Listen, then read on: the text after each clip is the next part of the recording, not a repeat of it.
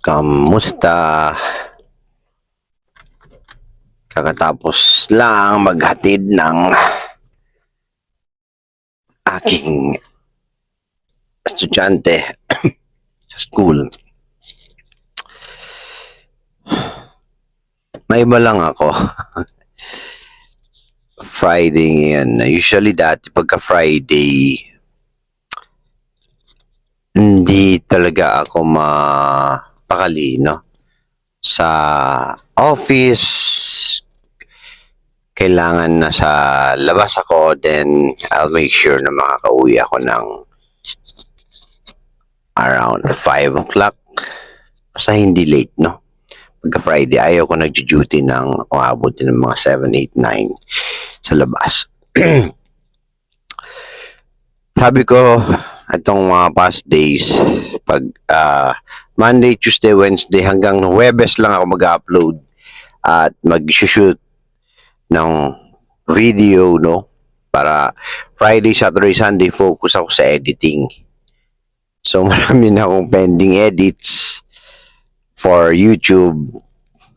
And thankful naman din ako sa podcast, Abnormal Behavior Podcast video sa TikTok. Sobrang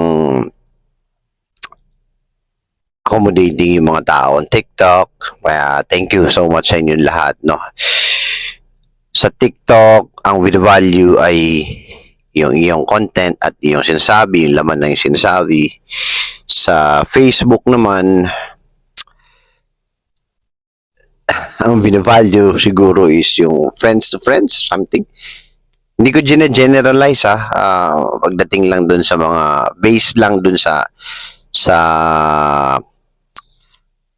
mga nakukuha kong views, comments, stuff like that. Pagdating naman sa YouTube, ang binavalue is your overall quality of work, no? Feeling ko, it doesn't, when you say overall popularity or quality of work is number one, kailangan medyo kilala ka na. Pangalawa, maganda yung editing mo. Pangatlo, maganda yung laman. Syempre, galing, no? But in TikTok, sobrang maraming salamat sa mga TikTok, no? It doesn't really, sa TikTok, ang pinaka-important dito is yung impact sa buhay or relatable content, no? Kaya siguro din nag-grow yung mga nanonood sa akin ko. So ngayon pa lang, it's Friday, it's time to be thankful. Sa amin pa to sa mga Muslim ay ang Friday namin yung araw ng linggo, yung parang nagdadasal, no, in Catholic. And kami ganoon din nagdadasal pagka Friday. And ayun, araw ng pasasalamat to. So thank you so much for watching. Maraming salamat sa inyo lahat, no? Gagawin ko lahat para at least maging relatable yung content ko, nakabase sa totoong buhay, sa totoong experience. And itong experience na ito, ang dasal ko ngayong Friday is sana maging guide or maging manual ng isang tao, no, in the future, for him to be aware na meron siyang mental health disorder and maging manual niya ito to guide him in a better life. So, yung better life, hindi ko pa alam na kung paano maging guide itong mga experiences ko, but at least man lang maging gabay ito to make someone better, no, in the future. So, yun. Symptoms pa rin, no? September, I always remember like FAQ ang pinag-uusapan natin, FAQ on depression or mood disorder, particularly mental health, no? In general, hindi pala particular, in general. May isang bagay lang, no, like never na nawala rin sa isip ko ito. Nung high school pa ako, Sa school namin, I actually attended my high school on Immaculate Conception. Ibig sabihin, ito ay eskwelahan ng mga madre, padre, something like that. No, yung mga sila yung owner or sila yung major stockholder. So yung turo or yung ano bang tawag doon, yung curriculum namin nakabase sa mga madre. Even may values education kami. Isa sa mga favorite kong teacher, no, rest in peace si kay Brother Bong. And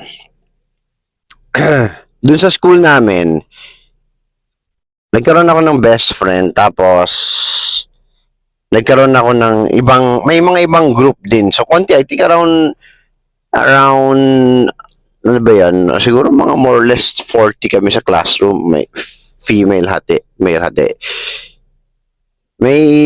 Hindi ko ano to eh. Ang pinapoint out ko lang dito is, baka nangyari din to sa buhay mo na naging insensitive ka, naging careless, or baka hindi mo lang binigyan importance yung mga bagay-bagay yun. Kasi hindi ko talaga matandaan to nung bata pa ako. Merong group by group, siguro, hindi ko alam eh. It's not about, siguro when your high school is all about popularity and intelligence, I don't really know kung ano eh. Hindi naman, parang hindi na tumatak sa akin yan. But kids nowadays, parang ganun na yung nangyayari, no? I think, no? Hindi naman ako 100% sigurado. Then, may isang friend ako, may isang kaklase ako, may isang tao, no, na isa rin sa mga malapit din sa akin to, in my mind and in my heart. Nung high school kami, hindi kami close. Hanggang ngayon, actually, hindi rin kami ganun ka-close, pero isa sa mga, kumbaga, isa na siya sa mga malalapit kong acquaintances, no? So, nung high school kami, nagkaroon ng grouping, gano'n. Tapos, sabi ko sa kanya, wag natin samayin sa group natin kasi nga, baduy siya. So, pero hindi ko alam na sinabi ko yon until nung nagtrabaho na kami, matanda na kami. Pinaalala niya sa akin na, alam mo, natatandaan mo ba na sinabi mo sa akin, ayaw mo akong maging kagrupo dahil baduy ako. Sabi ko, talaga? Ganun ako ganun ako magsalita nung high school ako. Kasi, hindi ko talaga maalala yun. So, malamang kung isa yun sa mga sinabi ko nung high school at nakasakit ako ng mga tao, wala akong matandaan na sinaktan akong tao. Hindi ko matandaan sa sobrang insensitive ko. Hindi ko masabing taklesa ako. I've always been careful. But nevertheless, the point is, ba't ko siya kinikwento? Okay naman kami actually yung relationship namin ngayon ng friend ko na. And thankful nga ako sa kanya, sinabi niya sa akin to. Kasi isa yun siguro sa malalaman mo, no? Baka meron kang similar na story. Malalaman mo na ikaw ay dati pa may mental problem ka na because you're being insensitive sa feeling ng iba, you're selfish, you're forgetful on the things that is not important to you, or you don't value things na ganong bagay na you think it's not important. Siguro baka nasabi ko yun, tas dahil hindi ganon ka-importante para sa akin, I forget it so easily. In fact, nung nagtrabaho na ako, not only one person ng unintentionally na lumayo sa akin, no, because of my character behavior and because of my mouth. And nung tumanda na lang kami, pinaalala nila sa akin na ganun ako kasalbahe. And so ang point ko lang is baka ganun ka rin ngayon, so try to check your character, your behavior, your kids' behavior, no? And I think it might, I don't know if it's normal or not normal, I cannot react, no? For me, lahat na ng mga negative na ugali ko, like insensitive and not giving importance to things, no? Ay ginagawa ko ng symptoms ng mood disorder. So, happy Friday to all!